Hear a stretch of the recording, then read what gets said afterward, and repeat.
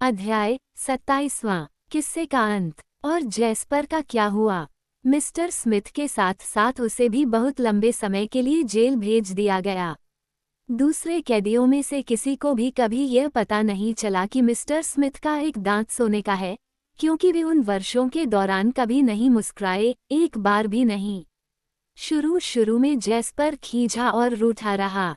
अब इस बात का कोई तुक नहीं था कि मठरी दिए जाने पर यह शिकायत की जाए कि आपको चॉकलेट वाले बिस्कुट चाहिए थे, क्योंकि जेल में बिस्कुट नाम की चीज तो थी ही नहीं। लेकिन जल्दी ही उसने सारा मामला दुरुस्त कर लिया और हफ्ते भर के अंदर 2 चूहों को पालतू बना लिया। वो उन्हें हिंसक और मारक बुलाता है, लेकिन आदमखोर और बुचिया के विपरीत चूहों को अपने नाम पसंद हैं और जैस्पर से उनकी खूब छनती है। वो अब किसी भी दिन जेल से रिहा होने वाला है और मुझे डर है कि वो कुछ ही दिनों में फिर से अपने पुराने हथकंडे शुरू कर देगा। कुत्तों को, जैसे ही वे बानी के घर में रहने के लिए गए, नए नाम दे दिए गए। आदमखोर को प्रिंस कहा जाने लगा और बुचिया को लाडो। ये नाम ठीक ठीक वैसे नहीं थे जैसे वे अपने लिए चाहते थे। डेंडिलायन के साथ उन्हें अब भी कभी कभी बानी को ठीक ठीक ये बतलाने में मुश्किल होती है कि वे क्या कहना चाहते हैं। लेकिन कुछ ही दिन बाद उन्हें ये नाम उन नामों से भी ज्यादा अच्छे लगने लगे जिन्होंने उन्हें अपने लिए चुना होता। प्रिंस कुत्तों में राजकुमार था और लाडो, खैर, ये नाम तो खुद अपना परिचय दे देता है। पूरे देश से, यहाँ तक कि पूरी दुनिया से लोग वुडफोर्ड की सैर करने और उसके चित्रों का शानदार संग्रह देखने आते हैं। उन्होंने अपने दोस्तों के लिए उपहार के तौर पर वुडफोर्ड के इतने अधिक मलाईदार चॉकलेट खरीदे कि उस शर्मीली सपनीली औरत ने, जो उन्हें बनाती थी, 3 और दुकानें खोल लीं। उसे इतने सारे चॉकलेट बनाने के लिए ढेरों और गुलाब चाहिए थे। सो उसने गुलाबों की एक नई विशाल बगिया बना दी जो इतनी शानदार थी कि कुछ समय बाद पर्यटक उसे भी देखने के लिए आने लगे। वे पुराने गिरजे में रंगीन शीशे की उन खिड़कियों को भी देखने के लिए जाते जिन पर देवदूत या संत नहीं, बल्कि जंगली फूल अंकित थे। एक तिकोनी खिड़की में पीत सेवती, दूसरे में बैंजनी पाटल और तीसरे में भटकटया, आदि आदि। इन सारे सैलानियों के लिए नए होटल और रेस्तरां बनाए गए और इस तरह बानी के कारण सारा कस्बा समृद्ध और खुशहाल हो गया। पूरी दुनिया में वुडफोर्ड सैर सपाटे की एक मशहूर जगह बन गई और किसी ने फिर उसके बारे में यह नहीं सोचा कि वह नीरस और मामूली है। विल्फ ने जानवरों के लिए एक नया डॉक्टर खोजा, ऐसा डॉक्टर जो बिल्लियों और कुत्तों दोनों को पसंद करता है। डेंडिलायन को फिर कभी लाल चमड़े का मजबूत जोआ नहीं पहनना पड़ा, न मोटी मोटी पीली गोलियां ही निगलनी पड़ीं।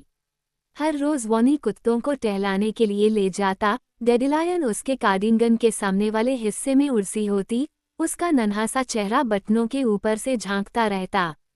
अक्सर वो मोहल्ले के बच्चों से बात करने के लिए रुक जाता जो बिल्ली के सिर को थपथपाते और कुत्तों को सहलाते।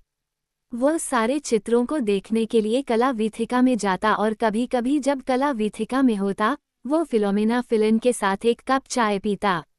उसने एक चित्र जरूर अपने पास रखा था, हेवरफोर्ड स्नफली वाला देवदूत, लेकिन हर साल जनवरी के महीने में वो उसे कला वीथिका को उधारी पर दे देता ताकि सब लोग उसे देख सकें। यह एक बढ़िया विचार था क्योंकि अगर जनवरी के महीने में आपका जन्मदिन नहीं पड़ता तो फिर वो एक नीरस सा महीना होता है और इसलिए ऐसा करने पर वुडफोर्ड के लोगों में क्रिसमस के बाद इस अवसर की प्रतीक्षा करने की ललक बनी रहती। ओ हारू, विल्फ, डेंडिलायन, आदम माफ कीजिए, प्रिंस और लाडो के साथ वॉनी हंसी खुशी से बाद के कई वर्षों तक समय बिताता रहा और फिर कभी उसे अकेलापन महसूस नहीं हुआ। एक दिन उसके जीवन के अंतिम दिनों में जब वॉनी बेहद बूढ़ा हो चुका था, वुडफोर्ड का मेयर उससे मिलने के लिए आया। आपने कस्बे के लिए इतना कुछ किया है, उसने कहा, कि हम आपके सम्मान में एक प्रतिमा लगाना चाहते हैं। अरे, मेरे ख्याल से इसकी कोई जरूरत नहीं है। अगर आप ऐसा न करें, मुझे ज्यादा अच्छा लगेगा। लेकिन हम चाहते हैं कि आपको याद रखा जाए, मेयर ने जोर से कहा। बानी हल्के से मुस्कुराया। शायद वह एल्बर्ट हॉक्स के बारे में सोचा रहा था।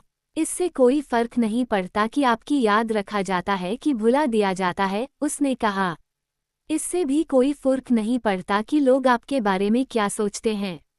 असली चीज तो यह है कि आप जीते कैसे हैं। ये तो तभी हुआ जब मैंने अपनी सारी तस्वीरें दे दी कि मेरी जिंदगी सचमुच सुखी बन गई। मुझे फिर से वो हारू मिली और मैंने कई नए दोस्त बनाए। मुझे ऐसी दौलत मिली जिसका मैंने कभी सपना भी नहीं देखा था। आपका बहुत बहुत शुक्रिया, लेकिन सचमुच मुझे किसी प्रतिमा की ज़रूरत नहीं है। और आज भी अगर आप वुडफोर्ड जाएं और बानी वेरिंगटन की प्रतिमा खोजना चाहें तो कामयाब नहीं होंगे, लेकिन उस छोटे से कस्बे के प्रति उसकी उदारता और दयालुता की वजह से उसे हमेशा याद रखा गया है और प्यार किया जाता रहा है।